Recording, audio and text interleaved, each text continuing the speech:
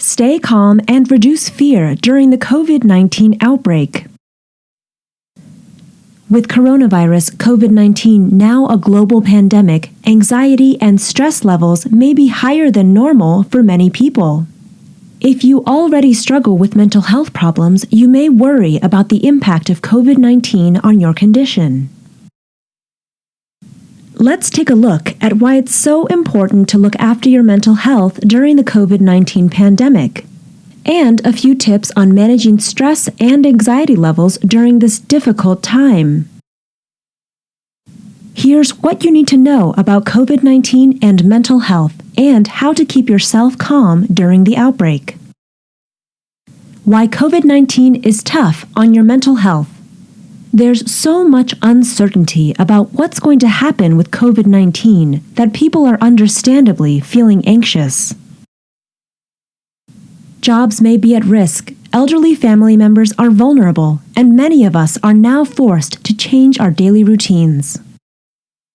What's more, we're constantly flooded with news, statistics, and fresh emergency guidelines, and it's mentally draining for everyone.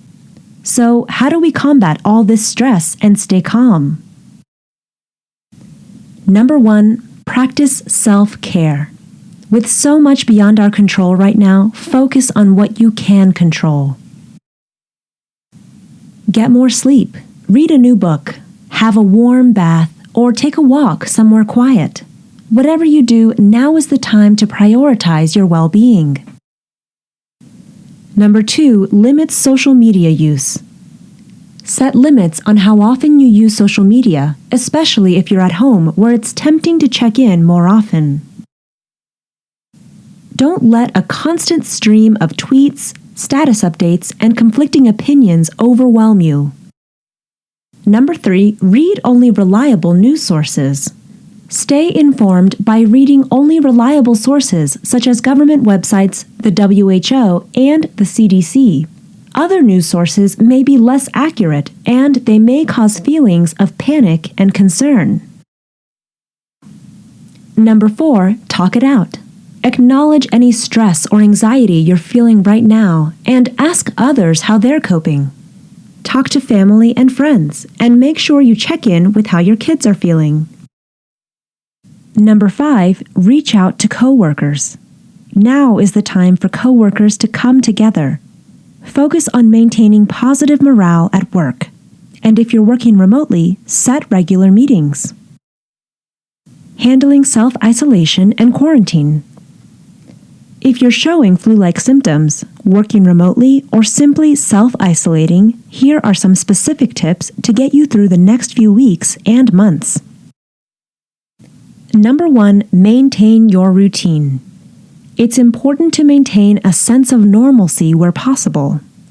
If you're working remotely, check in with coworkers and try to stick to a typical daily routine.